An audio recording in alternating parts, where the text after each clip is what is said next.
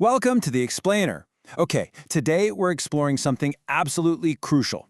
We're talking about the fundamental translation engine that literally allows humanity to manipulate the physical universe. Seriously.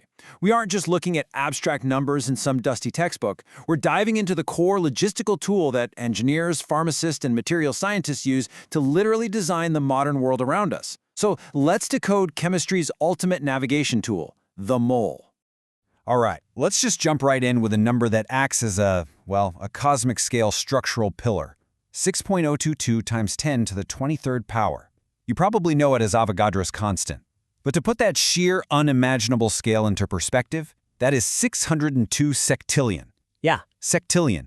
It's roughly 602 billion multiplied by a trillion.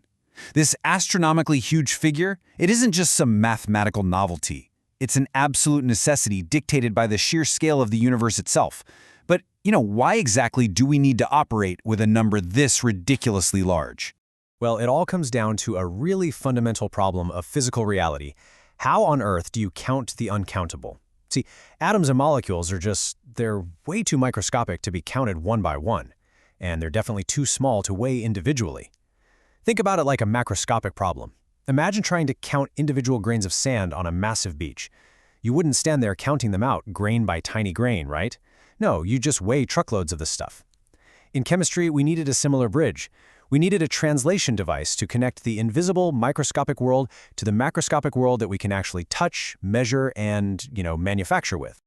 So, here's our roadmap for today's explainer. First, we'll meet the chemical dozen, then look at the central hub metaphor, dive into the history and SI redefinition, put it into action with formulas and chemical recipes, and finally, look at concentrations and solutions.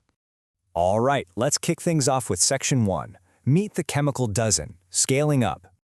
Just as macroscopic logistics relies on everyday units like a dozen to handle bulk items, chemical logistics relies on the mole. Conceptually, a mole works exactly, and I mean exactly, like the word dozen. When I say, hey, grab a dozen, you instantly know I mean a set of 12 identical items. It doesn't matter if it's eggs, donuts, or cars, right? A dozen is 12. Well, a mole is the exact same concept. It's just scaled way up for the microscopic realm. One mole simply means a standard set of 6.022 times 10 to the 23rd entities. That's it, the whole shebang.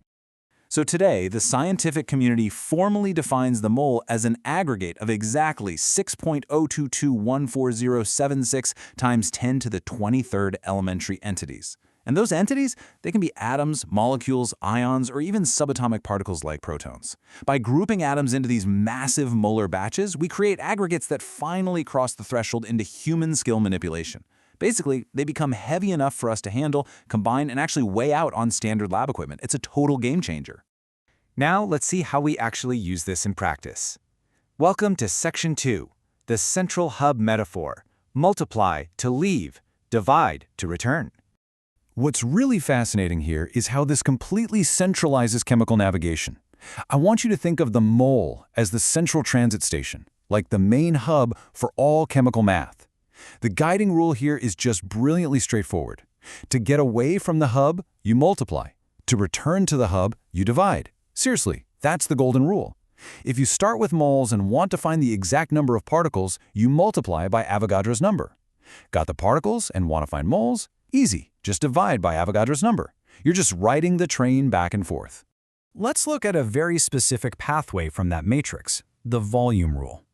Now, for ideal gases at standard temperature and pressure, which, as a quick refresher, is 0 degrees Celsius and 1 atmosphere, 1 mole of any gas occupies an approximate volume of exactly 22.4 liters.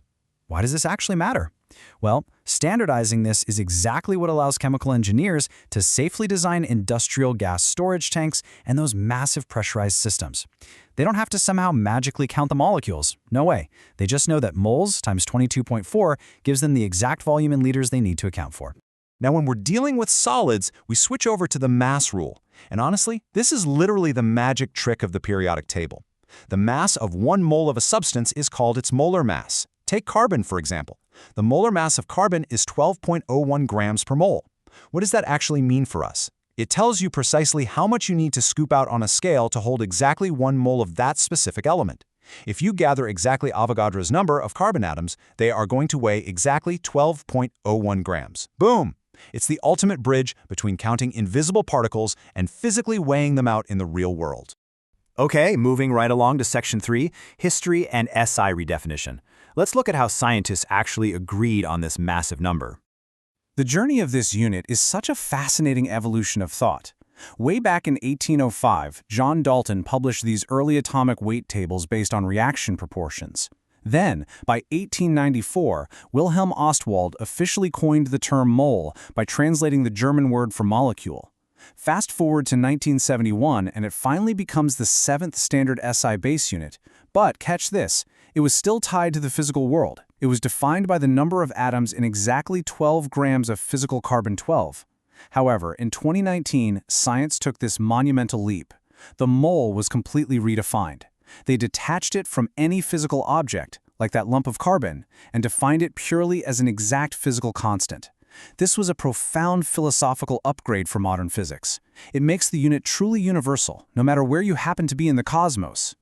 So, with our constant firmly defined, let's jump into Section 4, Formulas and Chemical Recipes, where we put stoichiometry into action. If we look at some really practical study materials like these notes, we can see that stoichiometry is really just the mathematics of reactants and products in a chemical reaction. It sounds intimidating, right? But it's essentially just following a highly precise chemical recipe. You're using the mole as your universal measuring cup to scale everything up from a tiny microscopic level to full-blown industrial or laboratory proportions. Think about this. How do miners know if a massive ore deposit is actually worth digging up? Well, they do it by finding the percentage mass of a specific element hidden within a much larger compound. And it's a remarkably simple 3-step process based on that recipe logic we just talked about. First, you calculate the total mass of just the target element in the compound. Second, you calculate the entire molar mass of the whole compound. And finally, step 3, you just divide the element's mass by the total molar mass. That reveals the percentage. It tells an extraction company exactly how much pure copper, for instance, they can actually yield from a ton of rocks. Pretty clever, right? Now, when you're actually reacting chemicals together to create something entirely new, we follow the ultimate stoichiometry procedure. First up, you have to write a balanced chemical equation to get your base recipe ratios. Second, and listen, this is absolutely critical in manufacturing, you have to determine the limiting reagent. In literally any reaction, one ingredient is going to run out first. Imagine you're in a pharmaceutical lab. Identifying that limiting reagent ensures you aren't needlessly wasting incredibly expensive precursor chemicals, so it's an economic bottleneck just as a chemical one. Once you've identified it, you use those mole ratios to solve for your exact final product yield. We've looked at solids and gases, so let's wrap our heads around liquids. Here's Section 5, Concentrations and Solutions. When we're dissolving substances in liquids, chemists typically measure concentration in 2 main ways. Mass concentration measures the physical weight of the solute per volume, so grams per cubic decimeter. But molar concentration, or molarity, measures the actual count of particles, moles per cubic decimeter. So why does molarity matter so much more for predicting how things will react? Because chemicals react particle to particle, not gram to gram. Knowing the exact count is absolutely vital for high-stakes applications. Think about precisely titrating life-saving IV drips in a hospital. The exact number of active molecules is what dictates the biological response. You definitely don't want to mess that up. And that brings us neatly to the dilution rule. Look, if you have a concentrated liquid and you add pure water to it, the total volume obviously goes up, and the overall concentration goes down. Simple enough. But here's the real secret to the C1V1 equals C2V2 formula.